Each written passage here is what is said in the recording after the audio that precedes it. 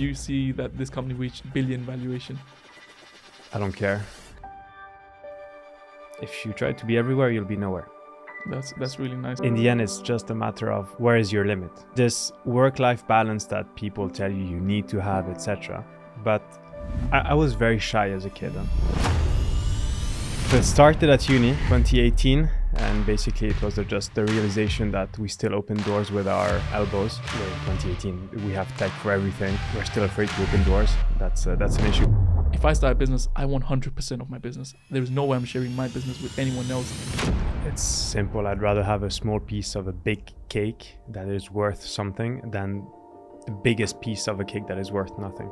If you want to keep it to you all the time, then if it fails, well, you're going to end up with nothing. So you might as well share it with people that are going to help it succeed. I like to think I don't have an ego. I don't care. You're the future anyways. As long as you know you don't have one, you're like, okay, I'll use your ego to make sure I get also what I want out of that situation, whether it's a good thing or a bad thing. What is that thing which differentiates successful entrepreneurs from other people who try and start a business and fail? Today, it's a lot of, I try, I stop. Why? As you said at the beginning, if you try to target everyone, you're going to target no one. But were you passionate about this project? I love solving problems. I love building stuff. If you were offered 100 million for the business, yeah, would you exit?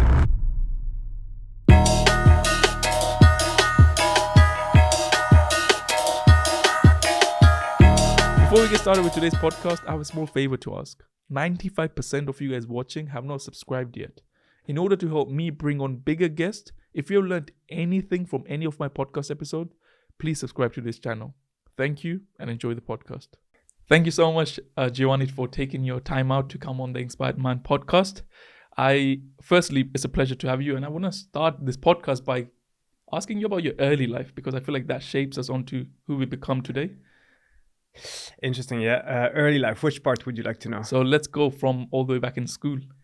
All the way back in school, oof. Were you always a guy who wanted to become an entrepreneur in school? No, absolutely not. No, I think at the very beginning, I wanted to, I think, be an engineer in mechanics. Passionate about motorcycles. I'm a big MotoGP fan. Valentino Rossi, I don't know if you know him, is basically my idol. So I wanted to go into motorcycles and engineering. And then I think I quickly understood that physics was a tough subject. Yeah, it was not for me. Math was okay. So then I thought, okay, you know what? Maybe banking, the financial industry could be good. So that direction. And then arrived at uni and found out a lot more. I found out basically different topics and stuff to study and internships. And then I found out that the banking world was not for me. Yeah. And then I ended up with this project in my hands, and I was thinking, okay, option A, you go for it, or you ditch it and you go in the corporate world. If I have the opportunity to go for it, why not? So that's how it started. Yeah. But at first, being an entrepreneur was not on my list. I mean, I don't think anyone who's been here who wanted to become an entrepreneur in school. But it's interesting how, were you in the UK? No, I grew up in Switzerland. Switzerland, yeah. Okay. By the way, if you could just take your mic a bit closer. Oh, sorry. I feel like there you go. It might be not. Yeah, that's perfect. Okay. So you grew up in Switzerland, and when did you move to the UK? 2 years ago, 2020, during the pandemic. Actually moved with my girlfriend because she works here. Okay. And then I thought, okay, I think it's great to launch a business in the UK. You have way more opportunities. People are open. They help you. And so far, so good. I love that, and how you don't need to be an entrepreneur in your early life to become one in the future. Hopefully not, yeah. So now I want to talk less about the early life and go into like the origin story of the startup. And how did you come up with the idea of Tweaq? So it started at uni, 2018, and basically it was just the realization that we still open doors with our elbows. And at some point I was like, okay, this is we're in 2018. We have tech for everything, and we're still afraid to open doors. That's an issue. So started looking a bit deeper in the topic, realizing that people had the same issue, that businesses were interested in having something to elevate their image and make their customers more comfortable, etc. And that's how it all started. Then uni, masters, and being apart, and then actually putting the throttle during the pandemic was when it all started. But the origins is literally, why on earth do we still open doors like ninjas? That's really fascinating, because I feel like so many people have probably found certain type of problems. And as they say, if you want to build a successful business, you need to solve a problem. Yeah. And you had an idea and you executed so well.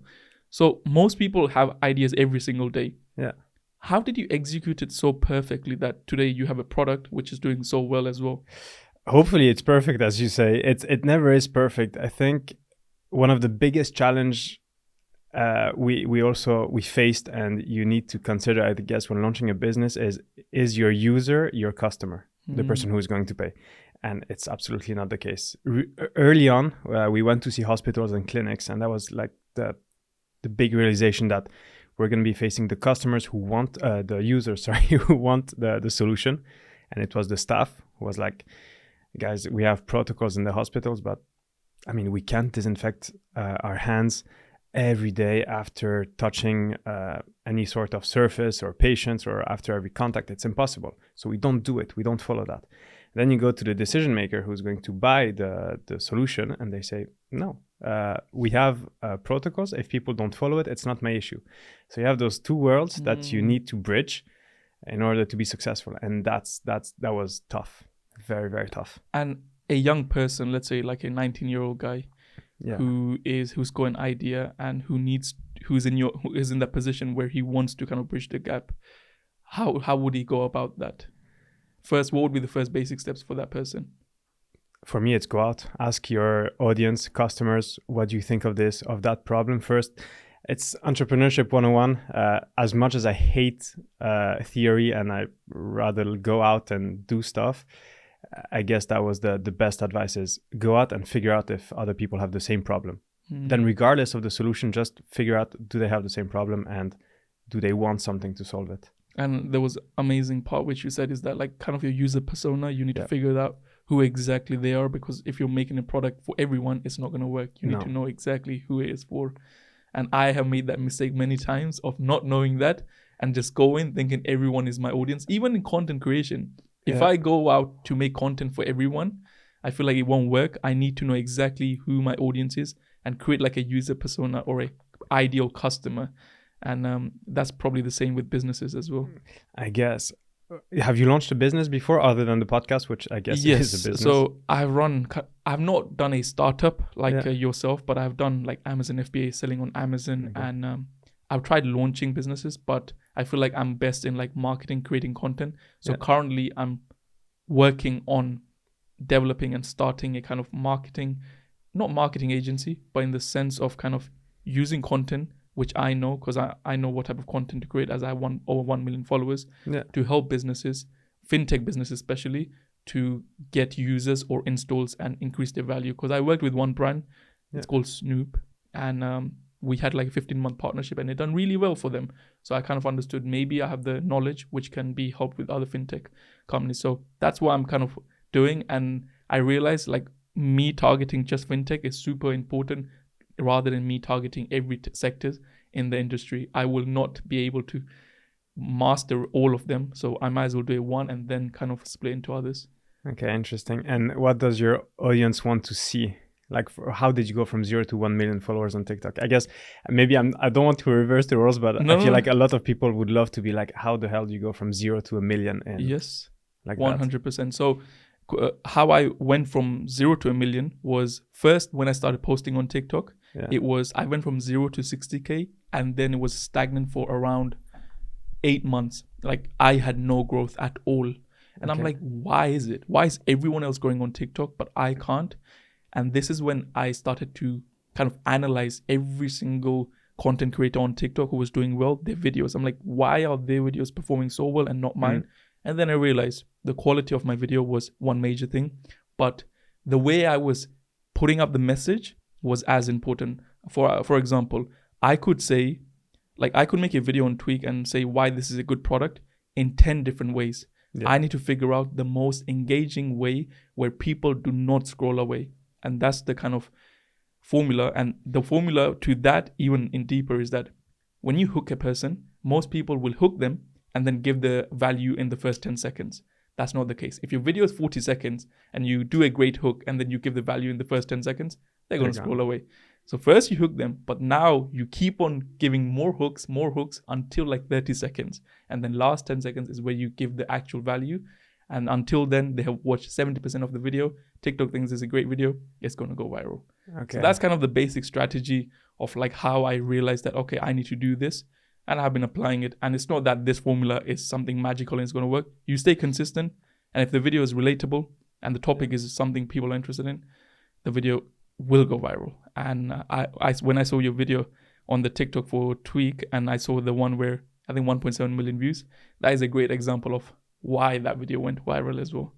Okay, well, if Marianne will watch this podcast, I guess there's some good tips here. Yeah, 100%. And I think okay, interesting. So there's no there's no tangible formula. It's all about how good your content is. Yes. So how can you hook your? There is a basic formula, but the formula only works if you're consistent and if the topic you're talking about is relatable. Yeah. And elbows and door handles is a very relatable topic. So I'm sure you can produce many videos which can go viral in that kind of product as well. So that's interesting.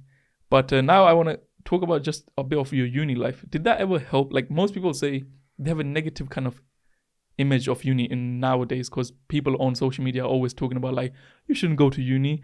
You can make money without going to uni. Do you think your journey from doing the bachelor's to master's helped you in a way in your startup? I guess it's a good question. So my uni journey was, first I did 3 years of engineering school in the Polytechnical School in Switzerland, in Lausanne. I failed after 3 years. So that was tough. You failed after 3 years? Yeah. Wow.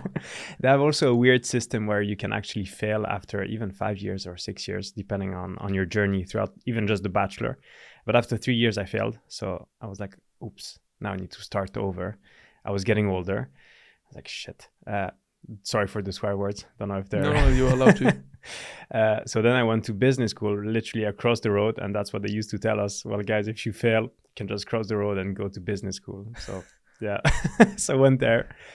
Was okay there. I mean, the level is good, but it wasn't as tough as an engineering school. And there, I mean, you go to class, you don't go to class, doesn't make a difference. You get your exams, and of course, it's the typical path of, study, you'll get a job and you'll be fine.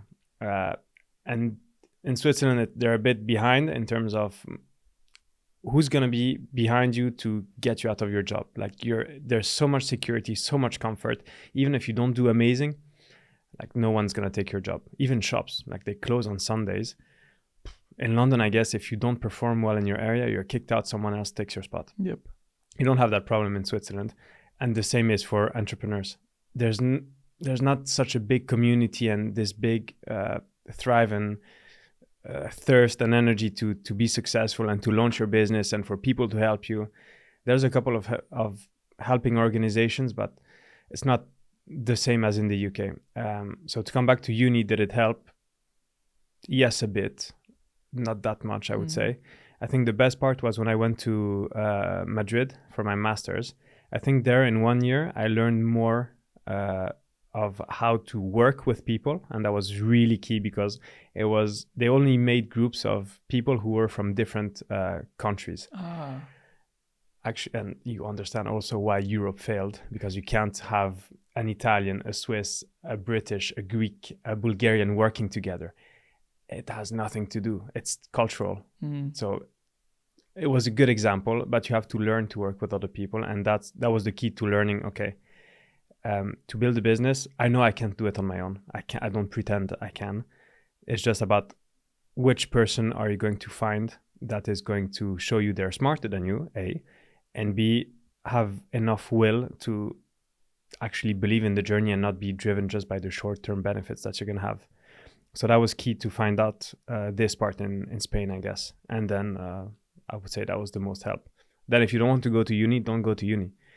But I think you need some basics to understand some things as well. Yeah, and I think what you said was really nice, because in uni you can make connections which you can't make in the outside world, and you can find the right people. Yeah. And when you did go about to find the right person. I don't know how you can actually find the right person, because imagine it's like going in a business with a partner is like marrying someone. The chances of you having a divorce are so much higher as well. So like, do you have a business partner in company? The story of how we found each other is quite fun, actually. So before we go into the story of how you guys found each other, how did you come up with the idea, or like the day you're like, holy crap, why isn't anyone doing? Like, how did you come up with that? Or was it just the thing about like, you know what, this is a issue, let's just solve it? Yeah, it was no, it was just the issue of the elbows, basically. And then it was coming up with the solution. And coming up with the solution was a combination of, we saw what was already available on the market. Yeah. And one key thing we needed is, don't change people's habits. People hate changing their habits. I mean, if you put a foot peg or whatever it is on the door to open the door with your foot, people are going to be annoyed. Since forever, people are used to open doors like this and pull them like that. That's it. So there was this, and then the visual confirmation that they can actually touch the door safely. And then there's plenty of technologies that you can use. I love that so much. And did you then discuss this with, so 2018, was this time when you were in the masters, or were you? That was even before. Even before you came up with this idea? No, 2018 was end of the bachelor's, then left for masters. Okay. Then came back and then found Baptiste and Vincent, basically. So how did you find them? So I came back from the masters, and then the story is quite fun, because we needed to find people who could help with finance and sales. So I still had connections at uni in Lausanne, and I read this article, or I don't know where I read something about this expedition in the Arctic or in a very cold place. And the explorer sent an ad on the journal saying, I'm looking for people who are going to come with me. You're going to be cold. You're going to eat food that tastes horrible. You're not going to shower. But at the end of the day, you're going to go on an amazing adventure, and you're going to discover a place no one has ever seen before. So I thought, okay, that's interesting. So I did more or less the same approach to see who was actually motivated to see that, motivated without having short-term benefits or being paid or having this or having that. It was more like, you're going to come in a startup that has a good idea, something that has a lot of potential. You're not going to be paid. You will be on the top of the pyramid if it succeeds, and basically that's what we can propose to you. And so I found just the two of them, and only these two said, okay, yes, I'm in. But if you look at their backgrounds, they were two students back in those days that were in associations, working on the side, and wanting to learn as much as possible besides uni. So that was key. And I was like, okay, I don't need more than two people, so let's start working together. That's really fascinating, because when it comes to starting a business with someone else or having partners in business, I don't know about how kind of people a bit older than me in terms of age think about it, but I feel like younger people nowadays, including my old thinking, was that if I start a business, I want 100% of my business. There is no way I'm sharing my business with anyone else. And that approach, I don't think it's really ideal in the world of building a big business. What's your opinion on that? It's simple. I'd rather have a small piece of a big cake that is worth something than the biggest piece of a cake that is worth nothing. I think Baptiste and Vincent have the same approach. Not that we don't really care about the shares or controlling. Of course, you don't want to lose control of how your business is evolving, but then the benefits or the shares, whatever this is, for us, it's not that important. We don't have the ego of saying, oh, I own the majority of the business. If you do, good. But I mean, if you want to keep it to you all the time, then if it fails, well, you're going to end up with nothing. So you might as well share it with people that are going to help it succeed. Yeah, I think that's what you might think it's so basic, but most of the younger generation don't understand that. And that's why I feel like they stress out more. They think, oh my Lord, this is not going to succeed. Whereas if they have someone else, just like having a partner, like a real life partner, it always helps you to kind of, whenever you're down, there's always someone else to pull you up. I think there's that, and I think it's also important to understand what you're good at and what you're really bad at. If you're good at something, okay, focus on that. You're going to best at it, and you're going to succeed. If you think you're the best at everything, for me, it's complicated. I don't think I'm the smartest everywhere. I know I'm good in some places, but for other things, I'd rather find the people who are really good at it. Give them shares, give them whatever they want as well. To also, you need to incentivize them. If you don't, well, they're not going to work for free. How can one figure out what they're good at? Because ego is a big place to be in. And sometimes I would say I'm good at everything. But in like deep down, I know I'm not good at certain things. But because of my ego, I can't figure that out. So what would you say to look at and be like, yeah, this is what you're not good at? How would you go in that approach? That's a very good one. I mean, for example, I'm very bad at marketing, I would say. I think I can know the basics. I can try. I can try to do a good job and make myself believe it's a good job. But then it's, what are the others going to think? The others being your audience. It might be really bad, but you need to face the truth. So how to figure out you're bad at something? I mean, I guess even at school, you can figure it out pretty easily. Are you good at philosophy, literature, or are you good at science and math? Already from that point of view, you can know. And I guess it's also, you're good at something when you love doing something. Yeah. If you love reading books, you can be an expert at analyzing text and taking the key takeaways and then figure out a way to do something with it. Then if you hate watching Netflix series and you can't stay focused for more than 10 minutes, okay, then you're not good at that. I guess it can be the same for business. Numbers, sales, accounting, marketing. Depends. I guess you can choose already a topic and just dive right in. That's a really great example of like reading. If you like reading, then you could be a good analyzer in analyzing stuff, which I feel like many people will resonate with, because most people don't even think about that. And I keep saying this. These are some common sense things, but most people don't have common sense. As bad as it sounds, most people don't. And in today's day and age, it's a lot common. Now, once you did start your startup, how did you go about funding for the business? Because that's one crucial thing. Not everyone's going to have the money. And I feel like most people don't execute their ideas because they think they need all that money. And if I'm not correct, you can correct me, but you don't need money in order to start a successful startup. You can go for funding. Completely, you can. And in our case, we needed funding because we wanted to move faster. It depends what you do. You do software, you do hardware. You can do pre-orders to get the funding before you have any expense. It really depends. But yes, you do not need money. Money helps. It's, I think, a catalyst to make you move faster. But then it can also lead you to making a lot of mistakes because you think, okay, I have money, I might as well just invest it or spend it. And sometimes you make the wrong expenditures. But you don't need money to start if you don't want. I mean, even with very low investments, and I'm talking about other businesses that I did, whether they were small or big, more small because this is the biggest one. But you don't need funding to start with. That's really nice. How can someone, or how did you approach the funding? Did you pitch it, and how do you make a good pitch? What makes like a good pitch which will get investors to invest in your product and see the same vision? You just said investors invest in the product. I think I will tell you this. Of course, we love this product, okay? But we don't care about the product. We care about bringing Tweaq as far as possible. If tomorrow this is not the vision of the company, and investors want to see that you're able to reconsider what you're doing. If it's working, great. But if there's something that is going to work even better, you have to go for that and not have your ego saying, no, but this is my baby, it needs to continue, etc.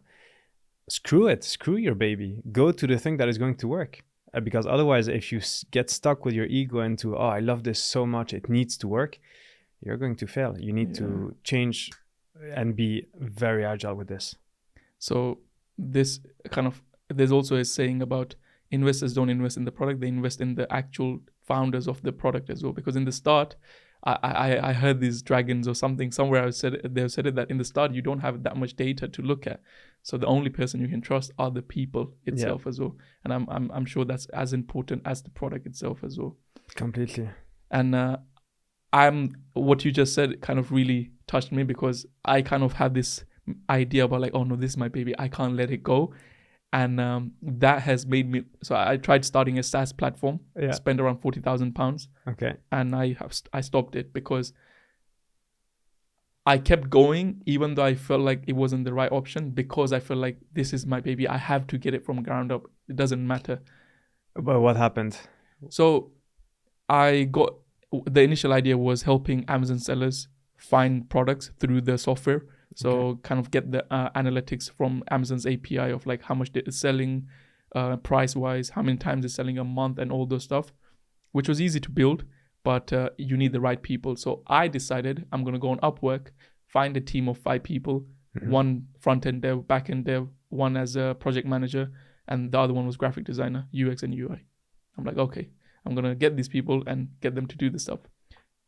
The MVP was meant to be ready by most minimum viable product was for the people was supposed to be ready in like 6 months. We're 8 months in, the product is still like, the product has been built, but it's so buggy. And I understand that the product is going to be buggy throughout the life because it's a software, but the user experience for myself was so bad that I'm like, if I can't use it, how am I expecting users to actually use the product? And then I was like, you know what, I can't continue working with these guys because they're just taking the money and not actually building a good product. So then I stopped that completely, and I approached an agency who has everyone in their team, and they will charge a certain amount. And when I approached the first one, they gave an estimate of £50,000. Oh boy.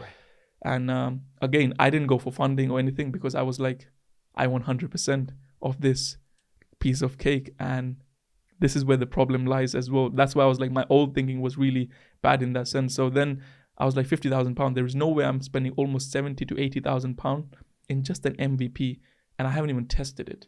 Yes, I have an existing audience, which is really interested in a product like this, but I still need to test it, and I can't just spend almost £100,000 into this product. So then comes just end of last year, and I'm like, you know what? I'm going to push this on the side. Maybe if in the future, one day I want to start this again, I may, but for now, I'm not going to go ahead with it. And my ego was hurt, but I think that was the point where my ego was battered so much that I became a lot more humble in that sense that, you know what, it's good to share your business with people who are as good as you in their own field, like marketing, you say, or development. Interesting. That for you the MVP was already so far down the line. I guess so. You told me you don't read, you don't like reading. Yeah. Have you heard of the book Sprint? I've heard of the book, but I'm not read it. Yes. Okay, that's very good, because from what you said, for me, SaaS is not the easiest way because it has its pros and cons, just like hardware. But for platforms, there's so many fascinating ways you can test them before even just going into spending whatever amount to build a proper MVP. And I think I'm no one to tell you what to do or not, but even with simple like PowerPoint presentations and surveys, in 1 week you can test this out. I've done it with their strategy of the sprint, just to test even just a little aspect, and it's so fast. And it might be really you might think, no, but this is stupid, but it actually works. I think you're not wrong, because once I kind of put the project aside, there'll be always some people, like whenever I speak about it, they always give me some things like, why did you go with that approach? You could have done this, which would have been a lot cheaper as well. And now there is no ego, and I would love to start again. But when you're like this, when you have your head stuck in and you're like, this is the way to go, it's difficult. It's difficult, exactly. And that's the reason why, like, speaking to people like you, who has a lot more experience in this stuff, I feel like I start to understand that you're just a noob in this world. Like, I have not even touched 1% of what there is out there to be learning from. And that's why I realized. But there was an interesting, you also mentioned, was that you failed, or you started many businesses prior to this. What were some of them, and what did you learn from them? Well, we did a couple of things. I think my best experience, and I think unless you live such an experience, it's difficult to understand. But I used to race motorcycles in a French championship. It wasn't the top French championship. I'm not. I don't have the talent to be at the top level like my idols. But I used to crash a lot. Oh, crash a lot, wow. crash a lot. And at some point I was like, I'm never gonna make it. And then you continue. And at that moment, I didn't have the best bike, but I had the best coach, I think. And a lot of the other guys had like more performant bikes or whatever.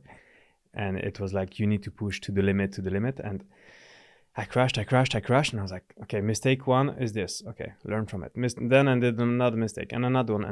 And at the end of the day, I learned from those mistakes and I started having good results. And I was like, okay, now I got it. And this experience was, for me, it's my previous experience that says, okay, now, regardless of the mistakes you're going to make, if you keep going for it, at some point, it's going to work.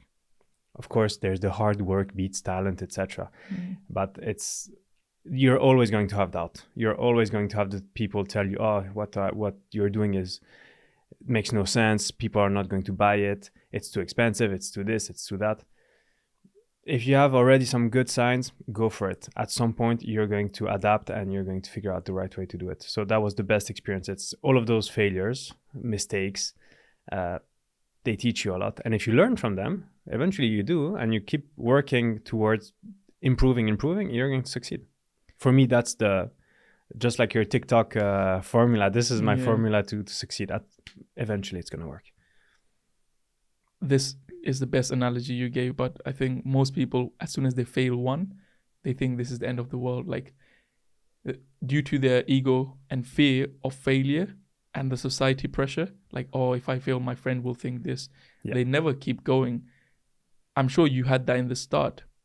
Did you ever feel that way in the start, or you just had this mindset of like, I'm just going to keep learning? And I think luckily I was raised in the way that ego is not a big thing. I like to think I don't have an ego. I don't care if someone is 5 years old and smarter than me. I'm going to look at them and be like, teach me.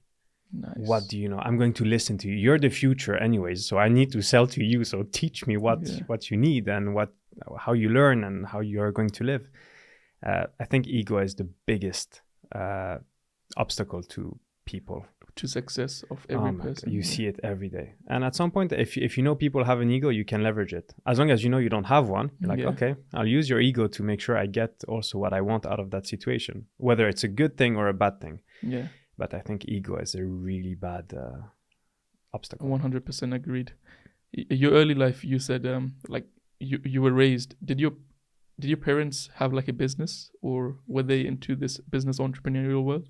I always had the support, so that helped from my parents, especially my dad, who worked with his dad and worked on his own and went on to different ventures. So that helps a lot. And it's also like no ego. That's really nice. Leave your ego out of the room. Why would you want an ego? It's your obstacle. And if you fail, okay, you fail. Learn from it and move forward. And I think if you look at Europe versus America, they treasure failure. You fail in America, people are going to support you. They're going to even to look for a job. They're like, great, you failed. You moved on. You wanted to learn. In Europe, my God, it's so negative. It's terrible. So I think that's also very complicated, and the social pressure, and even on LinkedIn. My God, you always see, I succeeded, this, that, boom, bam. So of course, people are not going to portray. Now you see some people that share all of their difficulties, but when you see this, you think, oh my God, I need to fast, and that's the problem. Fast. Yeah. Good things take time. Yeah, it takes time. Even for us, it takes time. Eventually, it's going to work, but it takes time, adaptation. Some things can go fast, but on the contrary, well, we spoke with a lot of VCs. I hate them, by the way. If they're listening to this, great. I hate them. They're like, oh no, we don't like hardware. It's only in the title. It's hard. Yes, it's hard, but the software has also its weak points. So there's also this metric, which is time. that is also an enemy. And people want things fast. And if you want things fast, they're either going to be not well done, or you're going to be disappointed with the result because they are not going to get it fast enough. So you need to. And I think if you look at all the successful businesses, they took time. You only think of, yes, they're successful, yes, but look at years 1 to 5. Imagine saying to an entrepreneur today, it's going to take you 5 years to succeed. They're going to be stressed. They want it in 2 months, 6 months, or 1 year. And more time, it's going to be difficult. And what you just mentioned about, firstly, the LinkedIn part, I want to tell you that there is a Twitter page for memes about LinkedIn, like how they would literally, like CEOs will be crying and be like, oh, I done this and that and everything. They literally have a meme page just to show all the LinkedIn memes. And talking about the time part, I feel like, again, with Gen Zs or today's entrepreneurs or young entrepreneurs, instant gratification is the biggest enemy. And this SaaS project, was the first ever kind of learning for myself of why patience is so much important. I could have released the shit product in like the first 4 months, but it would have been trash. And I want to start something today and I want the product tomorrow. And that is not the best way to think, but I feel like most young entrepreneurs fall into this trap, and they will keep falling in this trap because it's just, they want things so fast nowadays. Yes, but I understand them. And I would also fall in that trap because you're surrounded by this content that tells you things happen fast. Overnight, I made 100K a month. Yeah. You're a fraction, not even 1% of the people who have tried that. You're not even the tip of the iceberg. You're the snowflake on top of the iceberg, and then there's everything underneath that failed or is trying to succeed. So I think this is also, it's fake. What are some of the challenges you faced with Tweaq when starting, like this product itself? So this is a slight comment, but the challenges you face before, you think it's the end of the world, and when you look it back 2 years after, you're like, oh, that was peanuts. That nothing compared to now. What challenges did we have? You know what? At some point, so this is like one of the pre-production versions, and you know what? At some point, I remember, I think we were like in August 2021, so not so long ago, and we received the last pre-production batch, and we're like, my God, we still have problem A, B, C.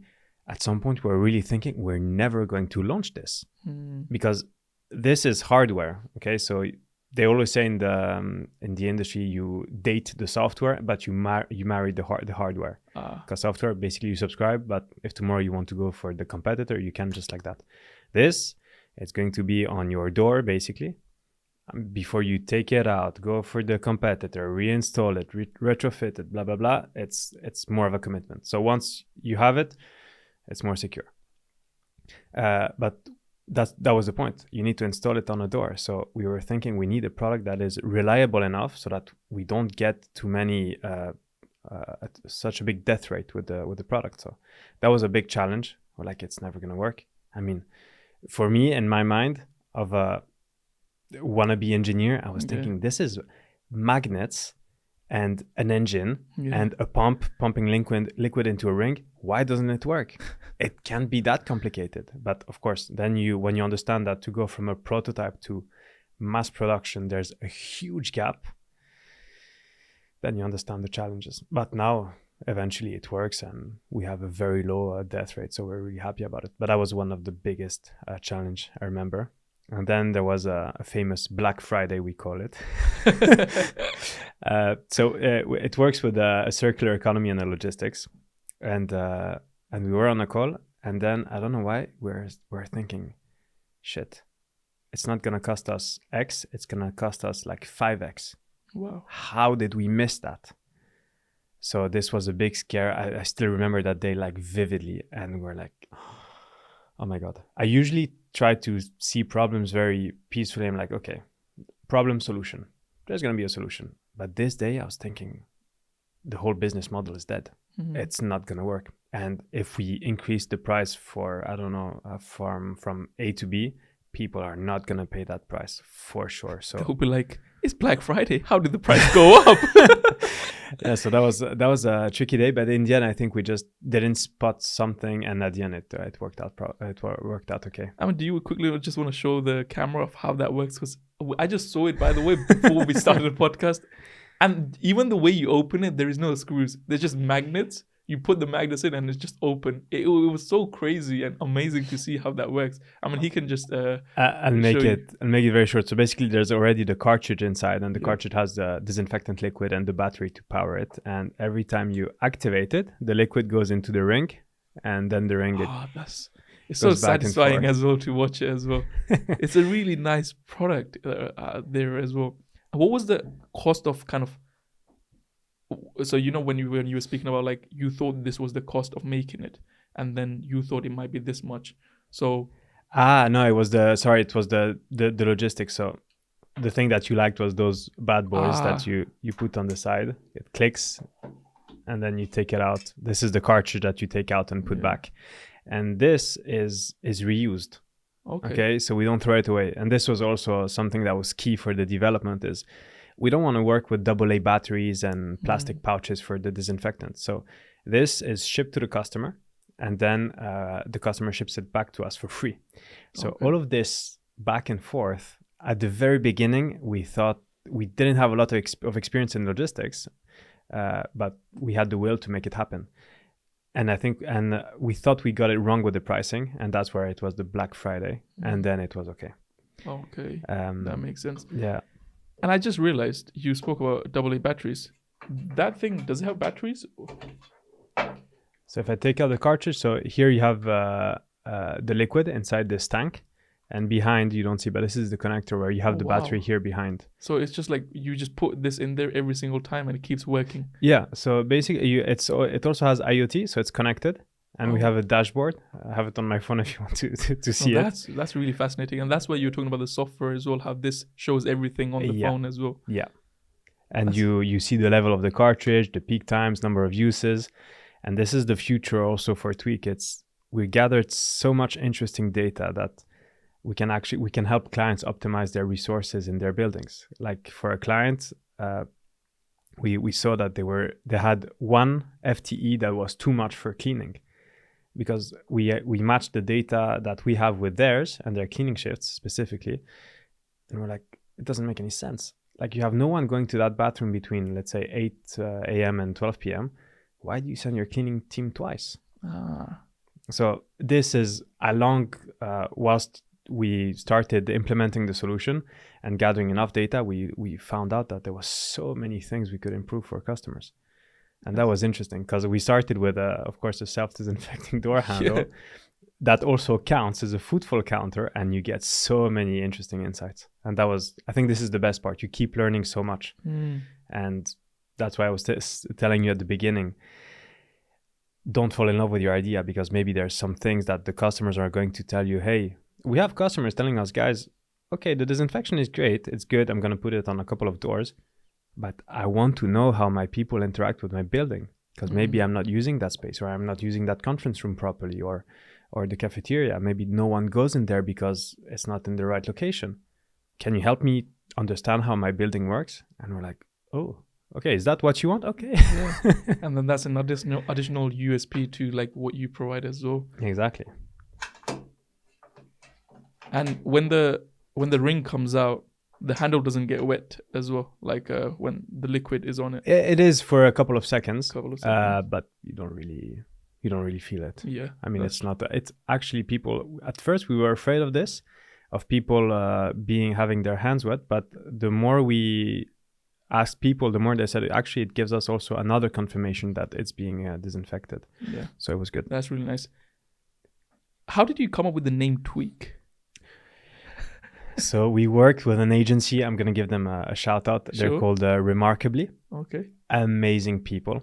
And we worked with them for the branding. And we didn't have a name. And we're like, okay, go for it. And at some point we found Tweaq. And I think they gave us a list. We're like, this one is good.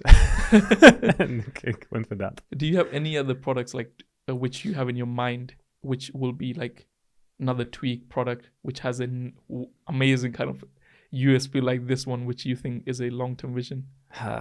If I'm honest with you, for now, no, because unless I see the problem, I don't have a product now I can tell you, ooh, in 2 years, we already know we want to do this product. Now there's a lot of the data aspect that we're looking forward to. For Tweaq, since day one, it was always interacting with building is complicated. We always speak about smart buildings and my building is smart to this and that. Okay, so you have your fancy lights, you have maybe your HVAC that is a bit optimized, etc. But the building is maybe smart from an internal point of view, but for the people who are in it, it's still the same hassle to get from point A to point B. So that's what we want to do. It's make sure that the people inside the buildings have great interactions with it. And eventually we want you as well to come into a building one day and have such a great experience that you're going to say, I know Tweaq is operating this building, or it's Tweaq's tech. Well. It's safe. It's easy to find whatever you're looking for. You're not going to have to ask 15 questions to where's this, where's that. Even your experience maybe in the bathroom will be amazing. Your experience whilst you're going to eat is going to be amazing. Maybe you're going to smell things that are going to improve again your experience. It's all about that now. Did you have the idea when you had the idea first? Did you have a doubt in your head that this may not work? Good question. You always think it might not work, but we started before COVID, and already, even when we started, it was let's get out. Let's go ask restaurants, hospitals, clinics, fitnesses. Even went to an adult cinema. Okay. Even there, we went. Wait, there are adult cinemas in Switzerland. Oh wow! Okay. We went there. We're like, listen, do you have that problem? Yes or no? And start the conversation. And then it was, okay, if we come up with that solution, would you be interested? Oh, yes, actually, yes. Of course, you had tons of no's. But once we understood we had something that people wanted, and that was key, we're like, okay, let's go for it. So I don't have a doubt today. Well, a lot less. COVID helped a lot in terms of awareness. In terms of sales, it didn't help from one aspect, is that a lot of businesses were like, enough with disinfection, enough with this, because the awareness towards germs was an obligation at that time and not a conviction. Yeah. And this changes a lot. So today it's people that are convinced that door handles are actually harmful that buy this solution. There's a lot of them, but there's still a lot of people that think, I don't care. I have my protocols. Even if people don't follow them, it's not my problem. This is terrible. I won't tell you who told us that, but it's from a very famous hospital, very big hospital. And we know that their staff don't disinfect their hands, and that there's... It's crazy to think that in this world, people follow rules and protocols which are stupid in a way. You can make things so much efficient, like this thing, compared to taking your gloves out, washing it again, putting them back on, and then going back in, rather than just chick, done. Like, there is so much less work as well. There is. This is not going to change the fact that you can still get contaminated, but door handles, there's countless studies. I won't pitch you all the numbers, etc. But there's countless studies that show that door handles, they contaminate you with a lot of germs. And the problem with door handles specifically, even you have the switches, the handrails, etc. But the door handle, you also grab it with the full surface of your hand. So that makes it even more harmful. But it's one step towards having a cleaner and safer place. But then, of course, if you want to have your full place, you need countless products to avoid cross contaminations. That's really true. And your thinking is what really is fascinating to me, like your mindset towards things. Because I remember you mentioning, like, whenever there's a problem, your mind straight goes to solution and you're calm. Most people aren't. They were like, oh my Lord, what is happening? I need to do something about this. And then when you also, like, you had a doubt, but you went and kind of got that doubt resolved, or like you overcame that doubt by actually doing some real work by going out and everything.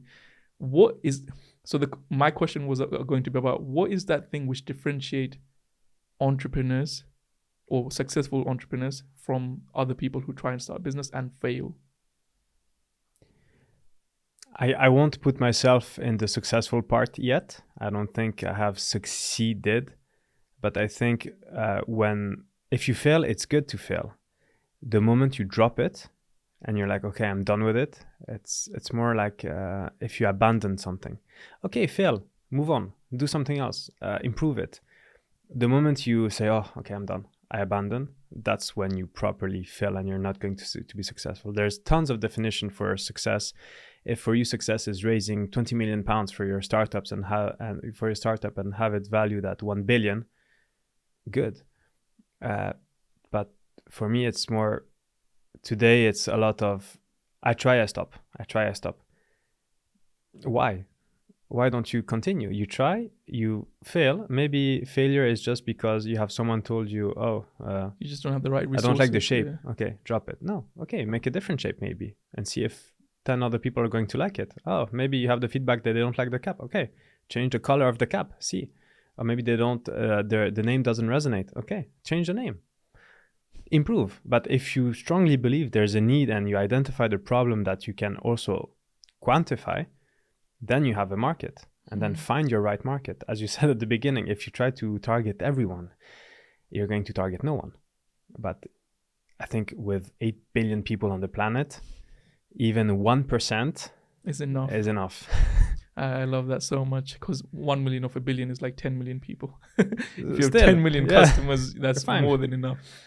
And talking about I mean, by the way, there is I have a good idea for this. I don't know if you already thought. You can make a 2-in-1 kind of solution. You get sanitizer as well, and you can kind of open the door at the same time as well. We have two-in-1 solution. We have a couple of people that told us this, that why doesn't it sanitize my hands directly? Yeah. We're like, well, true. Thanks for the feedback. We could do it actually, but then it defeats the whole purpose, because there's customers that told us, oh yes, I need your product because I have those stupid sanitizers outside those rooms that A, look bad, and B, I can never replace them, and I'm not sure if people use it or not. But yeah, we could do a 2-in-1, but then there was also the what if people are allergic to it, and the thing is that if you have a sanitizer on the side, you have the choice. Yep. This one, yeah, we could make it a choice. You want sanitizer as well, so it could be doable. Definitely. I think we're gonna hopefully one day see that and be like, oh, we're one of them who did. We'll give you some shares, incentivize you. Yeah, and I can become the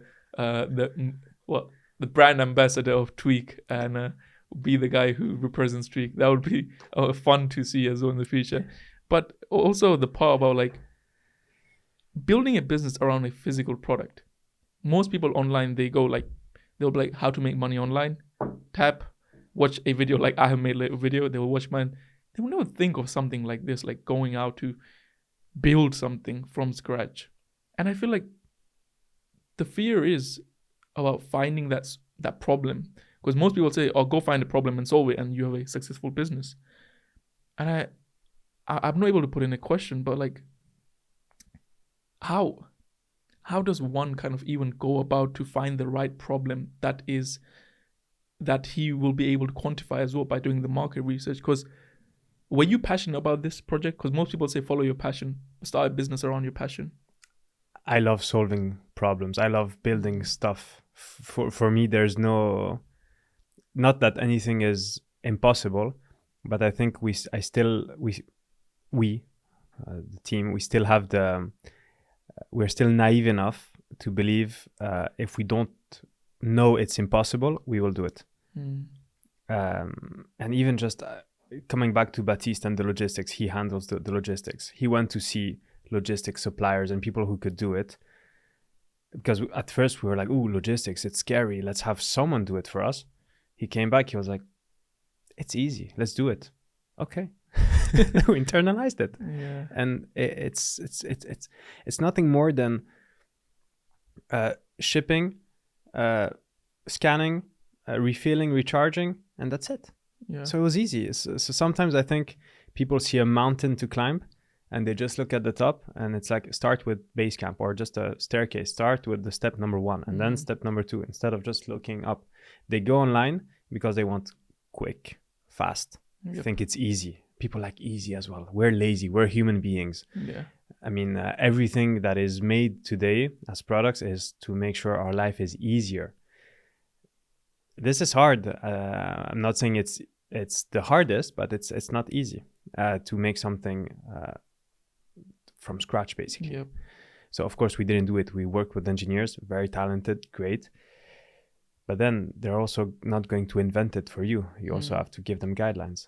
So and I think now I'm getting lost. What was the initial? The thing is, you were going in the right direction, but I was just asking, like, most people don't know what problem to solve because they are lost in the thing of like, I need to find something which I'm passionate about and solve a problem in that field. But like yourself, you answered it well, that your passion is solving problems itself. But most people struggle to find the right problem. But how do you find a problem? Yeah. Ask questions. For me, it's all about asking questions. Mm. And you will find out even more problems.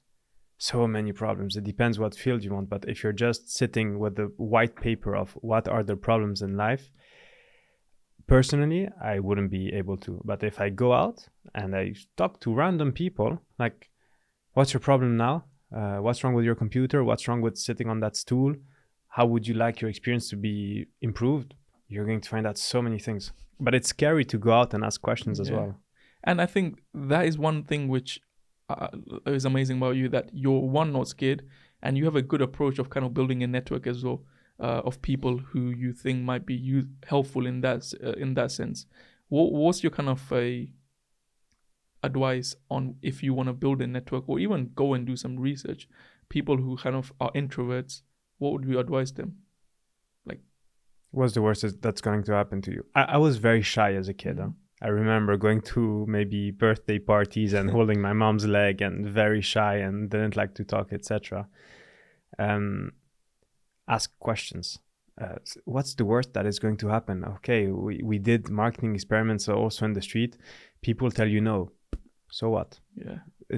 You won't remember them in 10 days, and you probably won't remember what they look like. They're not going to think, hey, it's the guy who, or the girl that stopped me in the street. Okay, go to an event. There's tons of networking events in London. Depending on the network that you want to have, depends where you have to go. But yeah, go out. You never know who you're going to meet. That's the thing. You never know who you're going to meet. Yeah, I love that so much. And I feel like most people won't remember you in the next second after they have seen your face and they're gone. Yeah. And they just feel like, oh no, this person might be thinking about me. Who cares? Yeah. So what? She said no. Did she slap you or he slapped you in the face? No. Okay, go ask. I love you thinking about and your perspective towards things, because not many people have that. And that's why I feel like it's one of your X factors within you, of like the approach you take in the way you think about certain stuff. But starting a startup can be really stressful. Yeah. How do you deal with stress itself as well? It is stressful, still is stressful. Because when you start, you have problems. When you continue, you have other problems. When you want to grow, you have other problems. Then you have unexpected problems. But in the end, it's just a matter of where is your limit? If you don't think you have any limits, then you're going to continue to solve your problems. Eventually, I'm not saying you have to be stupid about everything and say, hey, I have the best thing, it's going to work regardless of what I do. Sometimes draw the line and say, okay, this I stop, just like your software. Maybe you say, okay, my SaaS is not the best. I am aware of it, so I'm going to do something else. But at least you're not abandoning it. Yep. You're starting again. I think this is what real entrepreneurs do. And you see all of those founders who exit a company or even fail a company, but they start a new one and then they succeed. It's more about if you abandon and if you just lose hope in what you want to do. Then to come back to stress, for me, it's easy. I run, I do sports, and that's it. This is my drug to relieve stress. Even if I'm in a bad mood and I know, or I'm aware of it, or let's even say my girlfriend knows, and she says, okay, go for a run. I go for a run and empty my mind, and that's it. That's really nice. There's a couple of tricks you can do, yeah. Yeah, and I think sports is a really great one, because there's so many studies, just like you probably have read about, like how it can really enhance your mood, release so much kind of chemicals in your brain which can help you relieve stress as well. And you said you have a girlfriend. My biggest question to every entrepreneur is like, how in the hell do you manage work and personal life balance. As a startup, you have to be completely honest here. When you create a when you're working on a startup, I'm sure you have to spend 80 to 90% of your time on the startup compared to your partner. Yeah.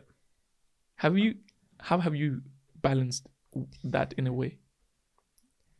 Again, it's going to sound maybe very cheesy. I wouldn't have moved. I wouldn't have moved forward so much if it wasn't for her as well. She's very, of course, supportive. I try to. There's this work-life balance that people tell you need to have, etc. I believe that's good, but I also believe that if you want to be good or excel at something, balance doesn't exist. You need to take extreme measures, unless you have all the perfect alignment of the planets with luck, timing, people, product, price, audience, everything that aligns. Good. Maybe you don't need to work 100 hours, but some things don't work like that. You need time. So she's very supportive. She's a very smart girl, very successful on her own as well. So very supportive. Is she an entrepreneur as well? No, she works in a company, but she loves that. But she's very switched on, and not it frustrates me, but I'm like, how do you do your job like so effectively? She's so effective, very effective. We launched also a business together. It was a great adventure. Now we're doing another one together. Oh, wow. But it's very on the side. Has nothing. It doesn't impact our daily lives. But yeah, it's more about communication, understanding, finding the right person. You don't need to sacrifice everything. Then it depends what you want. Yeah. But yeah, communication, as you say, I think is key as well, to say, okay, so bear in mind, this is most likely going to happen. Maybe we go on holiday, and maybe for 2 days there's, I don't know, a dramatic situation that needs to be solved. Yeah. Yeah, there's a bit of this. I think I completely agree with you on the path. Like, you can't have a work-life balance if you want to do something big in one thing. And for me personally, the problem is not the work-life balance, is that I focus on too many things. And when you're trying to do, like, let's say, create content, work on a business, make YouTube long videos, short videos, this, that, it can really have a negative impact on my personal life, because I just can't spend enough time on other stuff, and I'll be just literally in this place. How do you say no to so many flashy ideas which pop up in your mind, and you're like, nope, I have to stick to this now until this is like proper successful? How do you do that? Prioritize. It took me a while to understand I can only do 3 things in life. And today my 3 things are Tweaq, my partner, and sports. That's it. Social life, if there's time. Events, if there's time. Holidays, if there's time. But today it's 3.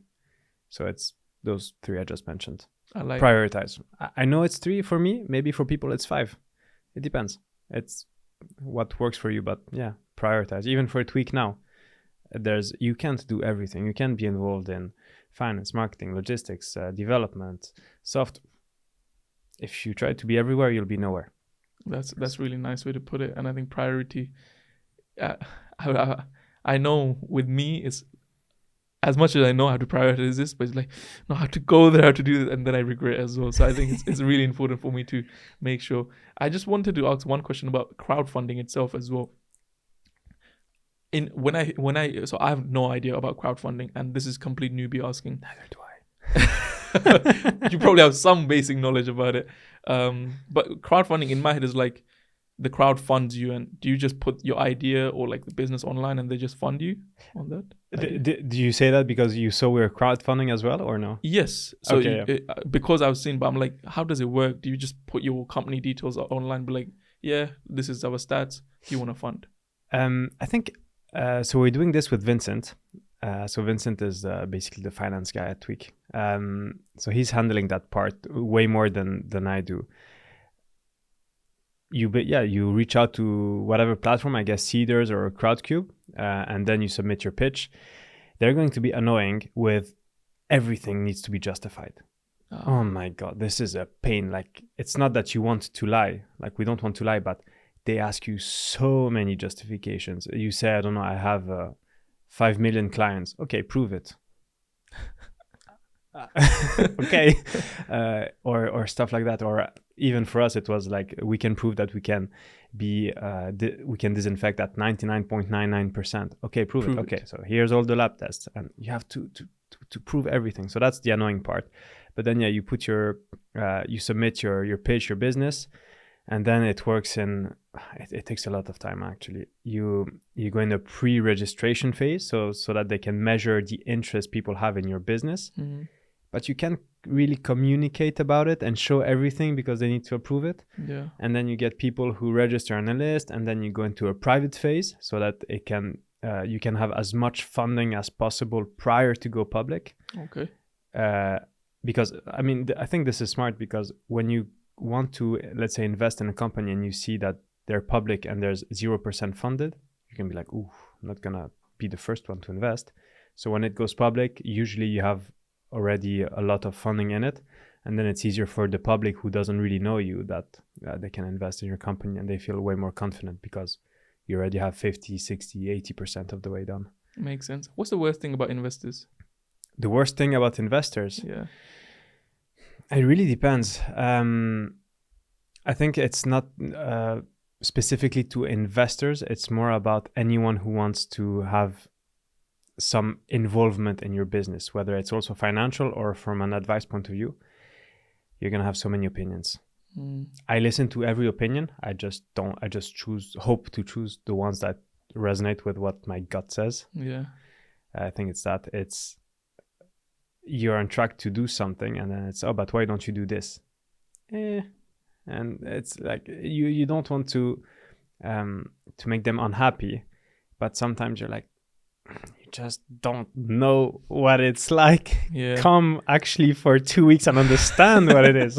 I feel like so many people, including with me, like when people tell me, oh, go make a video like this, but they're like, you don't know the recording part. Like, how do you know how much time? And not even about the time, but like, I don't even have the equipment to kind of put that into vision out there. You can say it. It's my own brother, I will say. My own brother will tell me to do something. I'm like, it's easier to say it for you, but when it comes to doing that, it's not as easy what you're saying. So I feel like that's with many people that comes into play as well. There is a lot of that. I guess you must see it also as a lot, like too much. What's the future goals of Tweaq? What's the valuation of the company right now, if you don't mind? If you don't mind, I think it's 7 or 8 million pounds. Okay. I think you can see it also on Cedars. There's the valuation there, but then there's pre-money, post-money. I think post-money it's 8.4, but pre-money then it's around the 7-ish. So I think I went to the website and never checked anything more because I was like, I just want to ask all the questions and not do too much research. Is the company public or still private? No, private. Private, right? Yes. Yeah. That's great. I'm gonna be an investor in it, and I'm like, thank you. I'm one of the early investors in the company. But do you think? I don't know how you're gonna answer, but do you see that this company will reach a billion valuation? I don't care. I don't care. This is the thing. Like, I think people who are not startup business owners, or like people like me who are so nowhere near you in the startup kind of world, we have completely different thinking to how we think you guys must be thinking for your own business. $1 billion is the milestone everyone speaks about. Oh, wow, we are part of the unicorns. Who gives a crap? Sorry. If we do it to reach $1 billion valuation, okay, maybe we'll do another business that could reach or go there faster. Yeah. We're just about, okay, you need a long-term vision, but you need to see what's next tomorrow, after tomorrow, in 2 weeks. If we're just looking at the $1 billion valuation, you're going to lose track of what you're doing. Great if it reaches 1, 10, 100 billion. Great, super. But it's more about how do we get there first. Yeah. If we get there, fantastic. But first focus on how will you get there. If you focus too much on the results, and I've seen it also from other perspectives, if you focus too much on the result, you're going to lose track of what you're doing. It's more, okay, do this one step at a time and the result eventually will come and you're going to crush it. I love that thinking. With that, how do you set goals which kind of are not too far fetched, but it's like you're achieving it well? Because I feel like goals is a really big topic. So it's good to have goals. You need to set them, of course. They need to be also realistic, but also ambitious. Otherwise, it's too easy. But then it's, okay, let's say we want, I don't know, to develop this in 2 years. Okay, how are we going to do that? Or 1 year, which is the time it took. And people we work with told us, no, it's going to take 2 years. We're like, we want this in 1 year. And we did it in 1 year. And we were just more effective in some parts of the development, which we managed to trim. And now, by the way, they're using the same approach that we had to pitch it to other big companies who tell them, listen, guys, I can't tell their names. I don't know if I'm even allowed. But these big companies, they're huge. And they say, guys, to this engineering company, we have all of those startups that are building products, even if they're bad quality. I don't care. It takes them 6 months to go on the market and they're grabbing market shares. We cannot have this. So they're like, listen, we work with a startup and this is the way we approached the development. And instead of taking 24 months, it took 12. So we were really happy. And of course, for us, it was like, wow, we managed to trim this down. So the goal was big, but if the planning is done correctly and it's not about the why this time, but about how do you get there, and it makes sense and it's feasible and sustainable to do, you do it. I like that. So basically defining your goal on how you will get there is really important, along with just writing down, I want to do this by this. Yeah, like now I'm going to do the half marathon in April here. If you could, how much is a marathon in kilometers or miles? So marathon is 42.2 kilometers and half is 21, basically. And you're gonna carry on. Yeah, I love sports. Okay. But basically just training for this, and I know I want to hit a certain time. That is, it's quite fast, but I'm more about, okay, What's your PR right now? For half marathon, I think it's sub 140, but I want to get under sub 1 hour and a half, which is, I mean, then again, if I was training every day, I know it would be doable, but you need to find the time. So I hope I can get there, but again, it's more about how can you get there instead of just focusing on the hour and a half. Maybe I'll do it in 120. Highly doubt it. But it's more about how do you get there instead of, let's just focus on the goal. Because if you just focus on the goal, you forget how to get there. I like how you have the same thinking for all of the 3 things you do in your life: relationship, business, and your sports. You know what? This is the surprising thing. Everything is correlated. I think if people can also identify this as how they live, and maybe you probably have the same. The way you cook, the way you take your shower, maybe the way you wake up in the morning, everything is more or less the same. A marriage is sometimes similar to a business, and the way you treat your partner is also sometimes the way you treat your business. There's so many things that are more or less the same, I guess. I think many people must be thinking, okay, to build a business, I just need to apply the concepts I'm doing in my day-to-day life, and it will work in business as well. I just need to think of like how I'm going to achieve those, and or you can reverse it either way. Just few more things before is the one thing I wanted to ask. It just literally went away from my mind. It was a really good question as well. But before that, what would be one advice to like today's entrepreneurs who are wanting to get into the startup world? Because there is so much competition. And I also want to just say one more point is that the problem they come up with, they might go research and the idea is already done by someone. Yeah. Should that put them off? No, I think that's the best. That's the best. I think that's the best. You already have someone who opened the market for you. Find out how to make it even better. Facebook did it. All the big ones, if you look at it, they did it before them. But Facebook found a way to make it even better. Who else do I have as an example? I don't know. Now I'm... I think, well, you could say TikTok, but TikTok was Musical.ly, so prior to that. But I think many social media platforms, Facebook was a great example for a fact because there was already other platforms like that. Definitely. But they came up with the exclusivity, and then I think it was the relationship status that changed a lot. Yes, and the wall. And they first started just in college, like as you said, exclusivity, and then they expanded, made changes. So yeah, I think it's then it depends what you want to do. I know like all the huge companies, they want to buy startups that they see are coming for them. So if you want to make also not a quick buck, but it's very hard now. I'm not taking this lightly, but to create something and then to sell it to a huge corporation, it's hard. But if there's competition, good. It makes you want to wake up and be even better in the morning. It's like for everything. If you want to be the best at boxing, you're not going to become the best if you don't fight your competition. It's the same. Are there competitors for Tweaq? There are. Honestly, I wish there were more. Maybe it's a bad sign that there's not that many. There's similar ring technologies, but they're not commercialized yet. I know there's other like UV technologies, but again, not commercialized. There's different types, like you have sprays, elbow handles, things for the feet. I think I would have said it's a bad idea prior to COVID. If I saw this product prior to COVID, I would have said it might be a bad idea.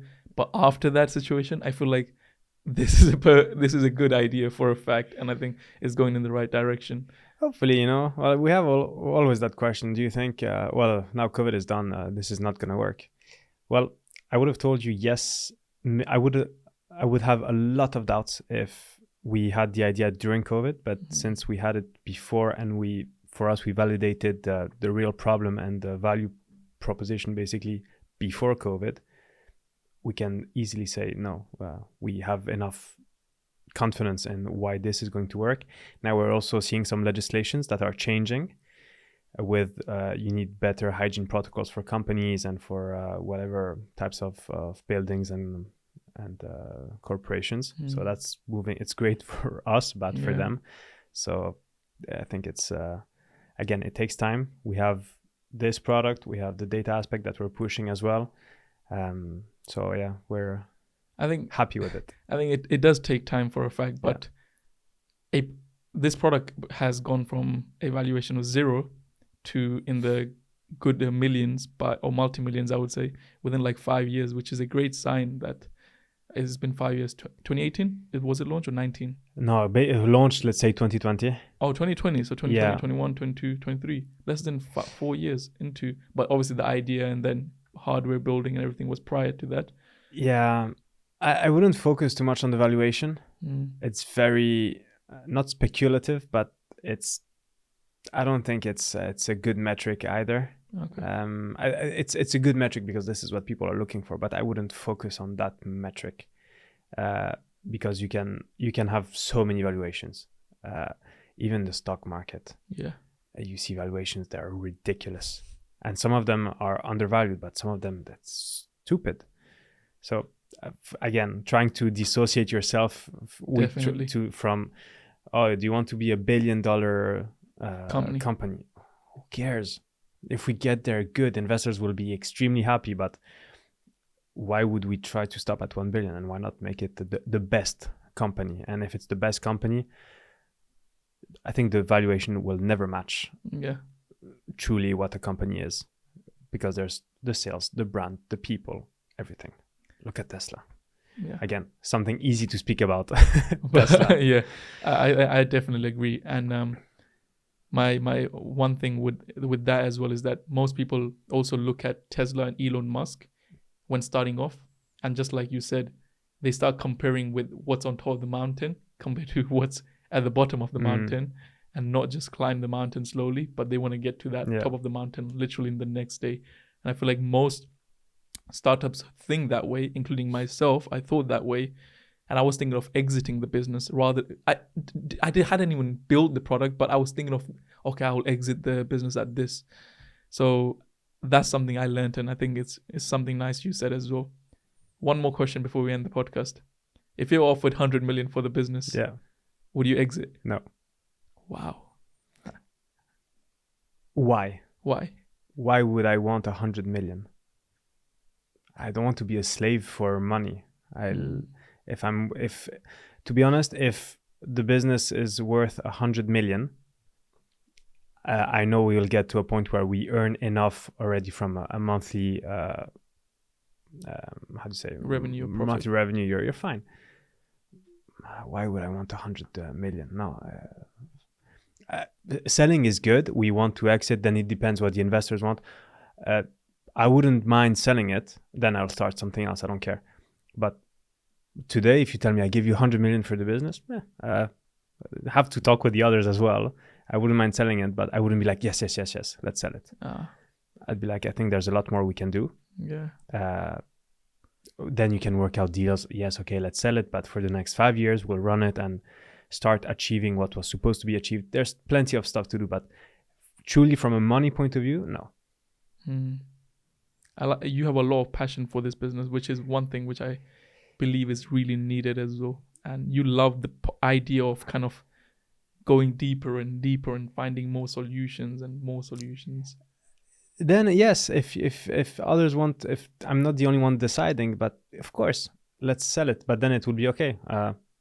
Either we stay in the company for a couple of more years, or we can start a new one and continue what we were doing, or there's plenty of stuff to do. But it's more the mentality of, are you doing this to sell quickly your businesses or not?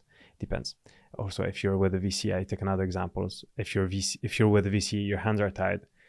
You said you hate VCs. Yeah. Are VCs different to investors? No, they are investors. I also hate VCs because I hate how they communicate. Because they want to say, oh, we're early stage investors, we're early this, early that, sector agnostic, everything. And also this comes from people inside VCs. All the thing you read on their website. It's not true. It's not true. Because then you have a call with them and they're like, what's your revenue? What's this? What's that? And you're like, well, we're early stage. This is our metrics. This is our KPIs. And they're like, oh, okay, no, too early. But you literally just said this on your website. So what do you want? And they're like, oh, we want like 50x in 5 years. Like, what? 50x. Wow. Okay, never mind. So this is what I hate about VCs as well. I think they're good because they can bring a lot of structure and open a lot of doors. A lot of doors. I don't hate all VCs, please, but it's just that there are many out there. There are many, yeah. It's complicated. It's a tough game. I mean, thank you so much for all this knowledge and all the kind of startup world, because this is probably my favorite podcast I've done about startups and business and building a business, because I just love your perspective and your thinking towards taking approach to a business. It's completely opposite to what I thought prior to sitting down on this conversation. Okay. So what did you expect? So as I said, like throughout the podcast, or not, when I said, like, for me, or people like at my level must be thinking that your thought must be different on how you're building that business. You must be thinking, oh no, we're going to that goal or that milestone. But it's completely opposite of what we think. And that's why I think businesses are able to go from like 0 to million to 10 to 100 to a billion because of that thinking, I think. And that's a very key lesson to be learned for everyone listening as well. And by the way, guys, all the links to social media for Giovanni and Tweaq will be in the description box below if you're on YouTube. And if you're on Apple Podcasts or Spotify, it will be in the notes. So thank you so much for watching. And thank you, Giovanni. Thank you for having me. It was great. Pleasure. Thanks.